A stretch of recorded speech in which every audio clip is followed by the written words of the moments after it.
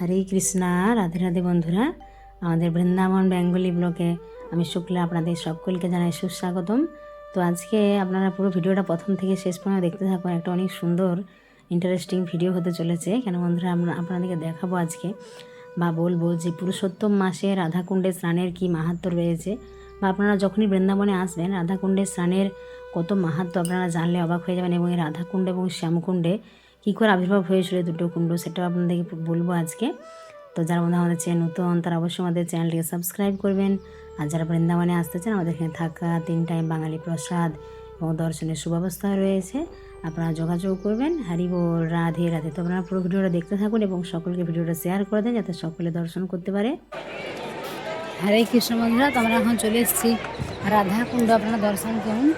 রাধাকুণ্ড কি জয়। রাধাকুণ্ডের কত সুন্দর দেখুন বন্ধুরা, অনেক ভক্তবৃন্দরা এসেছে স্নান করতে, অনেকে পরিক্রমা করছে। কেননা এখন যেহেতু পুরুষোত্তম মাস, তো রাধাকুণ্ডে আমরা এখন প্রণাম করব, তারপরে আচমন করে নেব, তারপরে দীপদান করব। হরি বল, রাধে রাধে। যেমন মাতাজিরা বন্ধুরা এসছেন, ওনাদের সময় কম, তো সেজন্য আমরা আজকে ওনাদেরকে নিয়ে এসেছি দর্শন করে, তারপর আমরা বাড়ি যাব।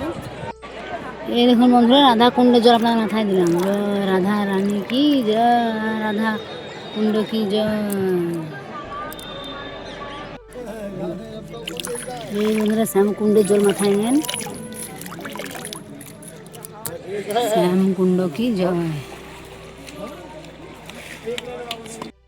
তো আমরা বন্ধুরা এই অধিক মাসে পুরুষোত্তম মাসে কয়েকদিন আগে রাধাকুণ্ড শ্যামকুণ্ড গিয়েছিলাম এবং আমরা সকল ভক্তরা স্নান করেছিলাম। তো আপনাদের সকলের হয়ে আমরা ডুব দিয়েছিলাম। সকলের জন্য রাধারানীর কাছে প্রার্থনা করেছিলাম যে রাধারানী সকলের জন্য কৃপা করেন। তো এখন বন্ধুরা আপনাদেরকে বলবো যে দেখুন, এই পুরুষোত্তম মাস অধিক মাসকে ভগবান বিষ্ণুর অত্যন্ত প্রিয় মাস বলা হয়। তো এই মাসে করা প্রতিটি কাজ অনেক গুণ, বহু গুণ, মানে অনেক গুণ ফল লাভ হয়। আপনাদেরকে আমরা আগেই বলেছি। তো রাধাকুণ্ডে স্নান করলে যে কত মাহাত্ম্য, অসীম মাহাত্ম্য রয়েছে। রাধাকুণ্ড হলো পৃথিবীর মধ্যে সর্বোচ্চ পবিত্র তীর্থস্থান, যেখানে স্বয়ং শ্রী রাধারানীর কৃপা প্রবাহিত হয়। আর পুরুষোত্তম মাসে এখানে স্নান করলে কি হয়, 1000 তীর্থ ভ্রমণের সমান পুণ্য ফল হয়। অর্থাৎ ভারতবর্ষের মধ্যে কত তীর্থস্থান রয়েছে, তাই না? তো আমরা যদি সেগুলো যেতে নাও পারি, কিন্তু পুরুষোত্তম মাসে রাধাকুণ্ডে স্নান করলে সেই সমস্ত তীর্থ ভ্রমণের সমান পুণ্য ফল হয়। হরি বল। আর জন্ম জন্মান্তরের পাপ ধ্বংস হয়। দেখুন আমিও স্নান করছি। তো ভগবানের প্রতি আমাদের প্রেম ভক্তি বৃদ্ধি পায়, বৈকুণ্ঠ লাভের পথ সুগম হয়। হরি বল। তো শাস্ত্রে বলা হয়েছে যে রাধাকুণ্ডে একবার যদি কেউ আন্তরিকভাবে ভক্তি সহকারে স্নান করে, তাহলে ভগবত প্রেমে চূড়ান্ত স্তরের দিকে অগ্রসর হয়। তাই কি হয়, তাই জন্য পুরুষোত্তম মাসে এই রাধাকুণ্ডে স্নান হলো জীবনের এক বিরল সৌভাগ্য। তো আমাদের এই যে ভক্তবৃন্দরা এসেছিলেন রাধাকুণ্ডে শ্যামকুণ্ডে স্নান করার সুযোগ পেয়েছিলেন, অনেক অনেক সৌভাগ্য, অনেক পুণ্যফল অর্জন করতে পেরেছেন। তো এখন বন্ধুরা আপনাদেরকে বলবো যে রাধাকুণ্ড এবং শ্যামকুণ্ড কীভাবে আবির্ভূত হয়েছিল। দাপর যুগে একবার বৃন্দাবনে ভগবান শ্রীকৃষ্ণ বকাসুর নামক অসুরকে বধ করেন। সেই সময় তার শরীর ধুলোময় ও রক্তে মলিন হয়ে যায়। তখন তারপরে কি হয়, যেহেতু বকাসুর সে কি ছিল, একটা গাভীর মতো রূপ ধারণ ছিল, তাই না? তো রাধারানী বলেছিলেন যে ভগবান শ্রীকৃষ্ণকে তারা স্পর্শ করবেন না, কারণ তার গোহত্যার পাপ হয়েছে। তো তার জন্য ভগবানকে বলেছিলেন শ্রীকৃষ্ণকে যে তোমাকে স্নান করতে হবে। তো তারপরে ভগবান শ্রীকৃষ্ণ কী করলেন, সেই সপ্ত তীর্থকে আহ্বান করেছিলেন এবং একটা কুণ্ড নির্মাণ করেন। সেখানে গঙ্গা, যমুনা, সরস্বতী, সিন্ধু, কাবেরী, নর্মদা, গোদাবরী সব তীর্থর জল সেই কুণ্ডে আসে এবং সেটি হলো শ্যামকুণ্ড। তারপর রাধারানী কী করেন, তখন ভগবান শ্রীকৃষ্ণ সেই কুণ্ডে স্নান করার পর গোপীদিকে যখন সেখানে স্নান করতে পারেন, গোপীরা বললেন না, আমরা এই কুণ্ডে স্নান করবো না, আমরাও একটা কুণ্ড নির্মাণ করবো। তখন রাধারানী এবং সমস্ত গোপীরা কঙ্কন দিয়ে একটা কুণ্ড নির্মাণ করেন এবং সেটি হলো রাধাকুণ্ড। হরি বল। কিন্তু বন্ধুরা রাধাকুণ্ডে কী হয়, রাধাকুণ্ড নির্মাণ করার পর প্রথমে কিন্তু রাধাকুণ্ডে জল আসেনি। তো তারপর সমস্ত গোপীরা বললেন যে আমরা তাহলে মানসী গঙ্গা থেকে জল নিয়ে আসবো। মানসী গঙ্গা থেকে জল নিয়ে যখন আসবেন, ভগবান কী করলেন, তখন সে বাঁশির সাহায্যে শ্যামকুণ্ড থেকে তিনি একটা মাঝে মাঝে একটা, যে এখন দেখবেন যে যোগসূত্র আপনাদেরকে দেখিয়েছিলাম, তো সেখানে একটা রাস্তা করে দেন, সেখান থেকে রাধাকুণ্ড ভর্তি হয়ে যায়। তো ভগবান শ্রীকৃষ্ণ রাধারানীকে আশীর্বাদ করেছিলেন যে রাধাকুণ্ড শ্যামকুণ্ড থেকেও শ্রেষ্ঠ। অর্থাৎ তারপরে রাধারানী এবং সকল গোপীরা সেই কুণ্ডে স্নান করেন রাধাকুণ্ডে, এবং তখন শ্রীকৃষ্ণ স্বীকার করেন যে রাধারানীর প্রেম সর্বশ্রেষ্ঠ এবং তিনি রাধাকুণ্ডকে নিজের থেকে অধিক প্রিয় বলে ঘোষণা করেন। আর শাস্ত্রে বলা হয়েছে রাধাকুণ্ড পৃথিবীর মধ্যে সর্বোচ্চ পবিত্র স্থান, কারণ এখানে শুদ্ধ প্রেম ও ভক্তির প্রকাশ ঘটেছে। এছাড়া বন্ধুরা আরও রয়েছে যে রাধাকুণ্ড এবং শ্যামকুণ্ড এগুলো শুধু দুটি জলাশয় নয়, এগুলো হলো কৃষ্ণ এবং রাধার অনন্ত প্রেমলীলা জীবন্ত প্রতীক। তো আপনারা যখন বৃন্দাবনে আসবেন বন্ধুরা, যদি সুযোগ পান অবশ্যই রাধাকুণ্ডে শ্যামকুণ্ডে স্নান করবেন এবং ভক্তি ভরে শ্রদ্ধা সহকারে। আর কী করতে হবে বন্ধুরা, এখানে শুদ্ধ বস্ত্র পরে স্নান করতে হয়, কোনো সাবান শ্যাম্পু ইউজ করতে নেই, তারপরে থুতু ফেলতে নেই, মুখের জল ফেলতে নেই, একদম শুধু স্নান মানে ডুব দিয়ে স্নান করে উঠে যেতে হয়। তো এরকম অনেক মাহাত্ম্য রয়েছে। আপনি যদি ভালো করে ভগবানকে আগে প্রণাম করে তারপরে প্রার্থনা করে তারপর যদি স্নান করেন, তাহলে কিন্তু আপনি পূর্ণ ফল অর্জন করতে পারবেন। রাধাকুণ্ডে শ্যামকুণ্ডে এত মাহাত্ম্য। অনেক ভক্তবৃন্দরা আসে, আপনারা জানেন যে এখন যেহেতু অধিক মাস, পুরুষোত্তম মাস, এখানে তো অনেক মাহাত্ম্য। যেমন একবার গঙ্গা স্নান করলে বলা হয় 12,000 বছর গঙ্গা স্নানের ফল লাভ হয়। তো রাধাকুণ্ডে স্নানের অনেক মাহাত্ম্য রয়েছে।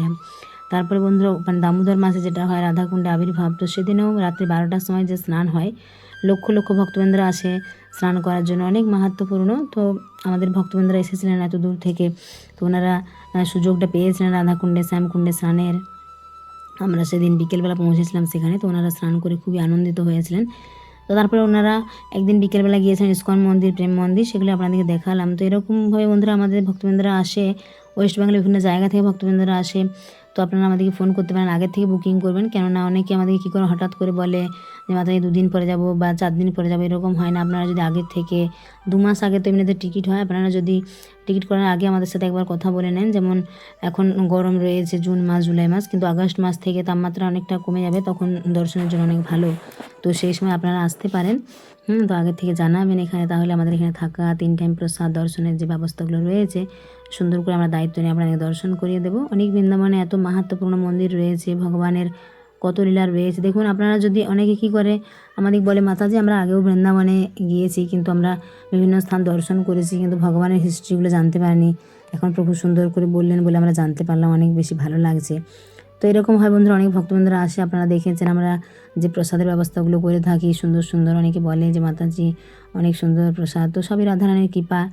রাধারানীর কৃপা করে যেহেতু এখানে বাস দিয়েছেন, তো ভক্তদের সুন্দর, আমরা চাই যে ভক্তরা যেন সুন্দর করে দর্শনও করতে পারে, ভালো করে প্রসাদও পায়, ওনারা যেন খুশি হয়, কারণ ভক্তদের খুশিতে আমাদের খুশি। তো এই জন্য আপনারা বন্ধুরা আগের থেকে যোগাযোগ করবেন, তাহলে সুন্দর সুন্দর মাহাত্ম্যপূর্ণ স্থানগুলো আমরা আপনাদেরকে দেখিয়ে দেবো। আর আমরা একটা যে রিসেন্ট ভিডিও দিয়েছিলাম যে বৃন্দাবনে সারা জীবন থাকার জন্য, আমাদেরকে অনেকে ফোন করছেন যে মাতাজি আপনারা দেখে দেন। তো আপনাদেরকে দেখুন বলেছিলাম যে আপনারা এসে এখানে দেখবেন। তো আপনারা এখানে 5 দিন 7 দিন 10 দিন কোনো একটা জায়গায় থেকে তারপরে খুঁজবেন যে কোথায় আপনারা থাকবেন সারা জীবন। অনেকেই বলছেন যে আমরা থাকবো, তো আপনারা থাকতে পারেন, কোনো অসুবিধা নেই। রাধারানীর কৃপা হলে অবশ্যই সারা জীবন থাকতে পারবেন। তো এই জন্য আপনাদের কী করতে হবে, কোনো দোকানে হোক বা বিভিন্ন ভক্তের সাথে কথা বলে আপনাদেরকে ঠিক করতে হবে আপনারা কোথায় থাকবেন না থাকবেন, তাই না? একদিনের ব্যাপার তো নয়, সারা জীবনের ব্যাপার। তো এরকম অনেকে আমাদেরকে ফোন করছেন, তো সেজন্য এটা বলা। আর বন্ধুরা আপনারা সকলে ভালো থাকবেন। এখন পুরুষোত্তম মাস আরও কয়েকদিন রয়েছে। সকলে বাড়িতে সুন্দর করে পালন করুন ভগবানের সেবা, তুলসী মহারানীর সেবা, দীপদান 33টা দীপ দিতে পারেন আপনারা কোনো একদিন। তারপর কয়েকদিন পর আসছে একাদশী, আপনাদের একাদশীর ভিডিও দেব।